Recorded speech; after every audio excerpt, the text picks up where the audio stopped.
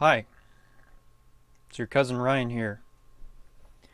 So, I just thought I would pull together some ideas that I've been putting into practice myself. I'm currently preparing to do a marathon live stream, and the truth about that is I'm not actually sure whether I'll be streaming for 4 hours or 8 hours or 12 hours. And whatever happens, I'm going to be going into a dark place, so that regardless of how long it takes, that's I'll get through the marathon. I'll get the app running and built. So there's a lot of preparation. I'm relearning a language in a couple of days and learning some new technologies, and I have to work really hard. 10 to 12-hour days is expected. Now, I don't think it's sustainable to do that for a long period of time, but what I wanted to share with you is some strategies or things you might be able to use, things that I use in order to lessen the impact of really long work periods on my mental and physical health. And why would you want to do that? Well, if you can actually maintain your mental and physical health to a certain degree during the long work periods, you won't burn out. You won't. You'll be happier. Just trust me. I think anyone who's worked really hard and burned out, you know how bad that can be, and you know that it can end up being, you can end up just like losing your motivation to get your work done or do whatever you got to do for months. So we're trying to avoid that.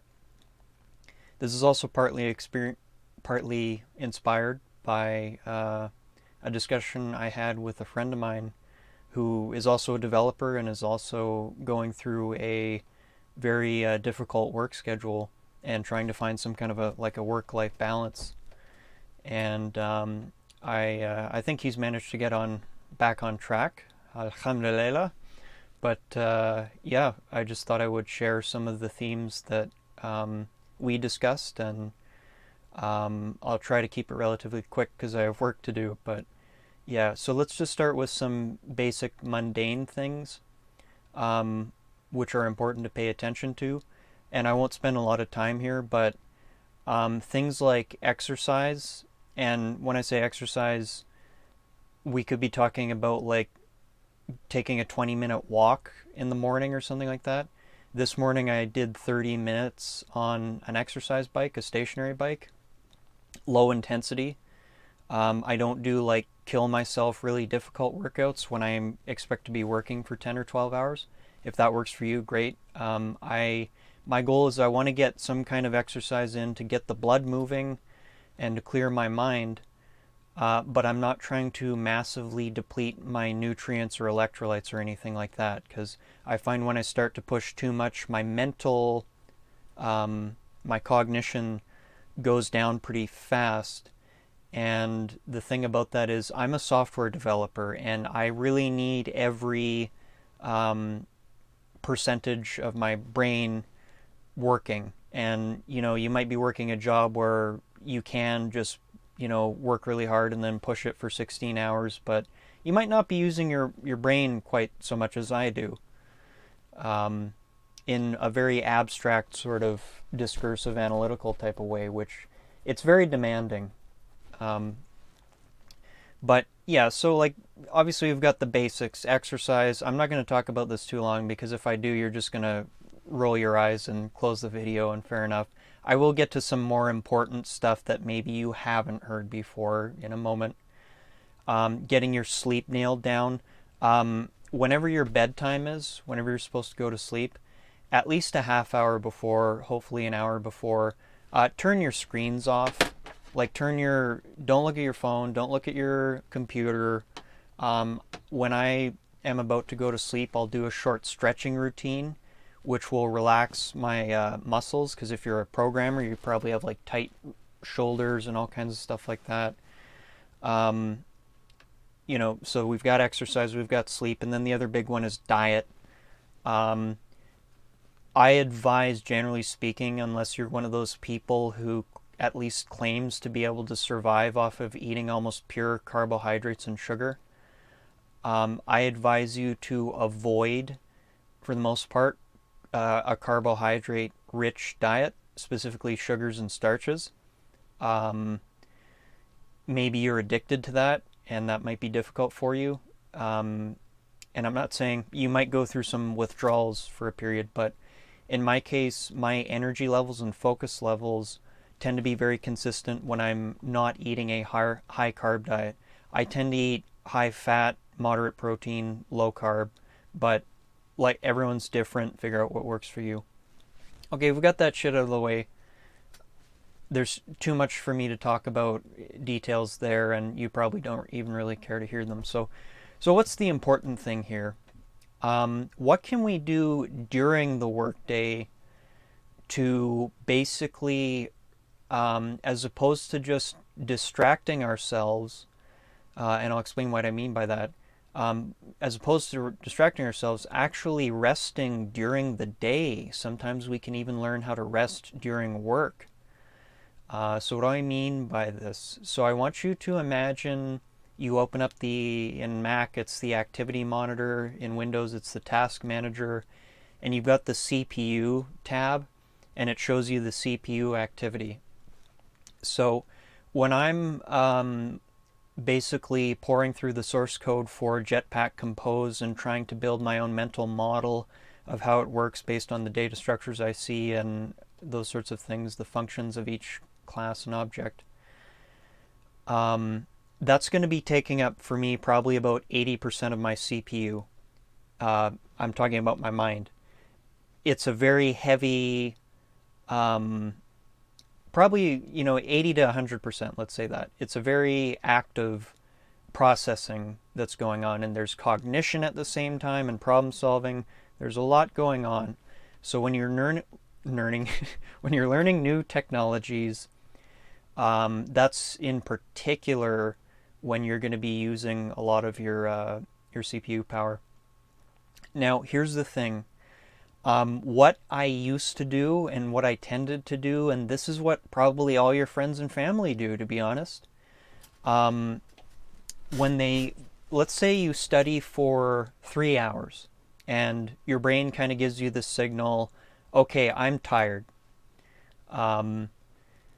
And it's like a legitimate I'm tired. It's not like I don't want to do this right now. That's a different separate problem, and that requires a different video to talk about.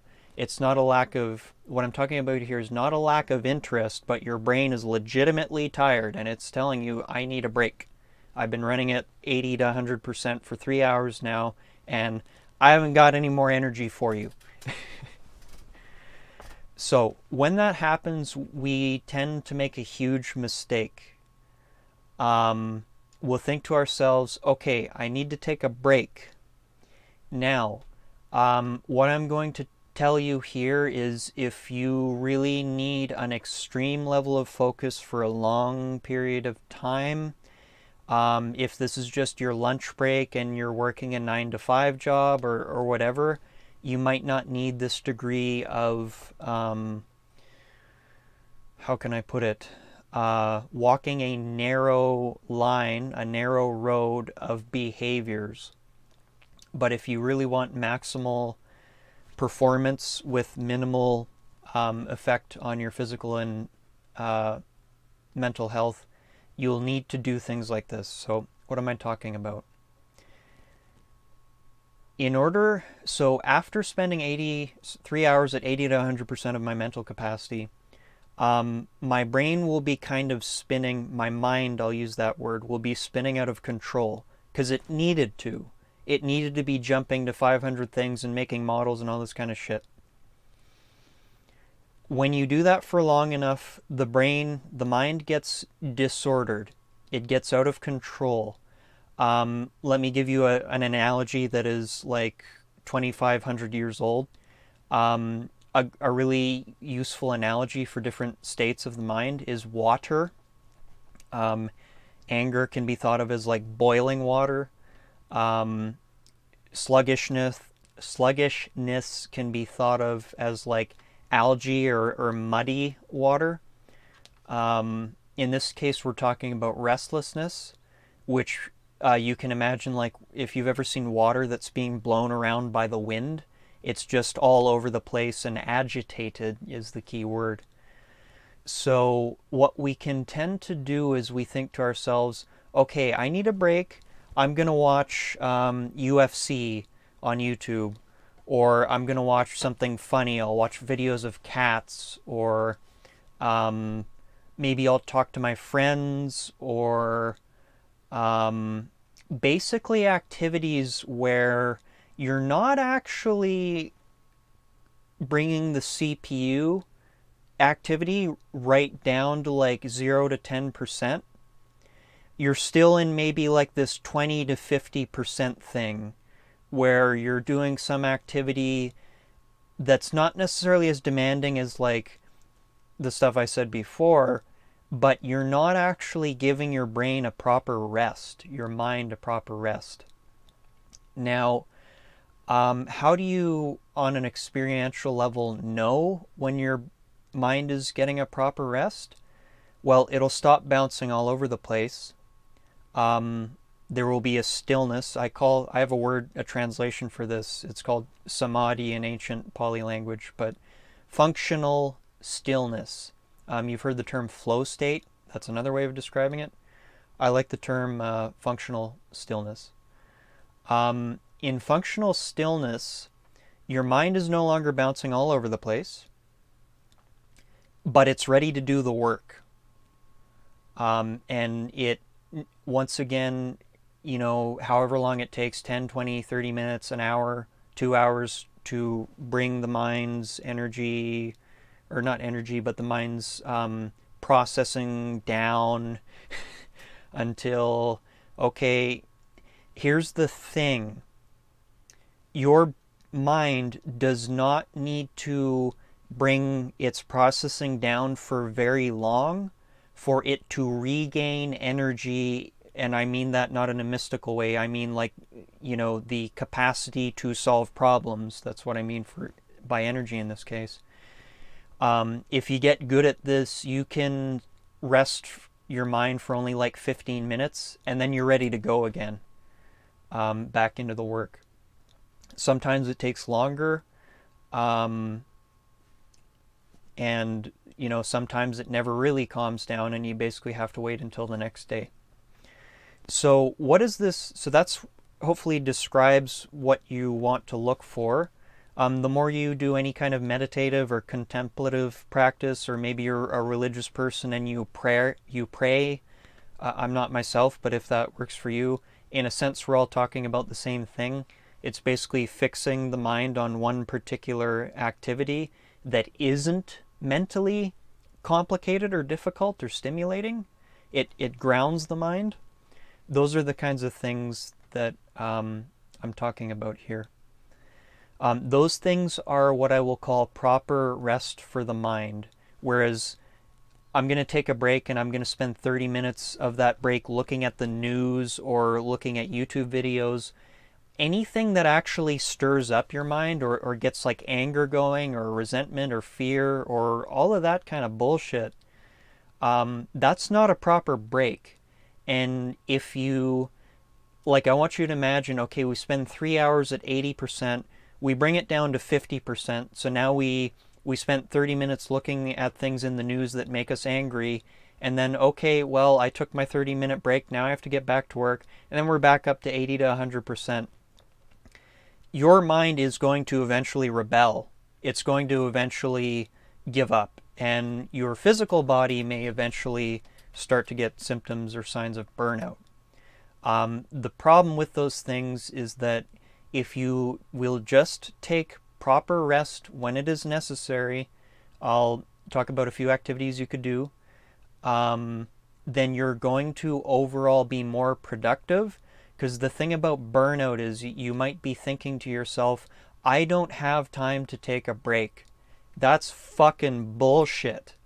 If you don't take any breaks and you don't eventually calm your mind down, you are going to burn out, and you are going to lose either your mental or physical health, and eventually you're not going to be getting much work done at all, and you're going to hate life. because your life will be miserable.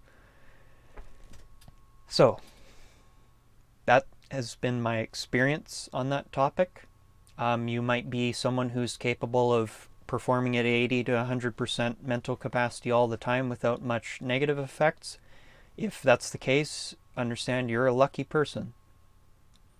Now, what can we do in our 10-minute breaks, our 30-minute breaks, our hour-long breaks? Like I said before, I hinted, if you're a religious person, maybe that's a good time to pray. I'm in no sense a religious person. What I do is, what generically is called mindfulness in the West, but that word is just almost meaningless. If you want to know really specifically, I typically do, there's this thing called Nada Yoga. I think it's like NADA. I don't know. I didn't learn it from yogis. I learned it from one particular teacher, which is sound of silence meditation. I will do Samatha Vipassana meditation, as described in the Anapanasati Sutta. Maybe you're into yoga. That would work. In the broad sense of that term, yoga, it's not just stretching. There's a lot more to it, but I'm not a yogi myself. Whatever you need to do that works. If none of that stuff appeals to you, go for a walk, and maybe if your mind is so restless that you can't just go for a walk without listening to music or something, or checking your phone every 30 seconds, don't do that. That's not rest. Find a podcast with someone who calms you down when they speak. I have a lot of teachers who, if my mind's really restless, I'll put on their talks or something like that. I'll go for a walk, 20 minutes, 30 minutes, something like that. Or I'll do a sitting meditation, but I understand not everyone, that doesn't appeal to everybody. But find an activity where the real key here, whatever you do, we're bringing the mind, the CPU processing down to like 0 to 10%. And that's the goal. And I think what you'll find is if you can properly do this, if you're actually okay doing nothing, being nobody with nothing to do, remember that. Proper rest means we're putting down everything. We're not carrying, I have to do this. I used an analogy with my friend, when our mind is restless, it's like, okay, I have to study Jetpack. I have to do marketing. This is my mind. I have to talk to people who are asking me questions on Slack. I have to talk to my friends. I have to I have to get a workout in. I have to study JavaScript. I have to, and the mind ends up carrying 50 different objects, and eventually it just falls apart. So what we're doing is whatever the mind is carrying, we're putting it down for 5 minutes, for 10 minutes, for 20 minutes, something like that. When you get to later stages of cultivation, eventually you will be able to rest during activity. I have my wallpaper for my desktop has a phrase. It says, "Let go within activity." Eventually, if you get good at bringing the CPU's processing down, a very beautiful thing happens. Number one, you get to keep your intelligence. You get to keep solving problems. In fact, you're more efficient than a restless mind. However, you'll have more energy and focus because the mind isn't wasting energy. It becomes more efficient. That's all I have to say for today. I hope at least some part of that rambling was useful. I wish you luck, and time for me to get to work.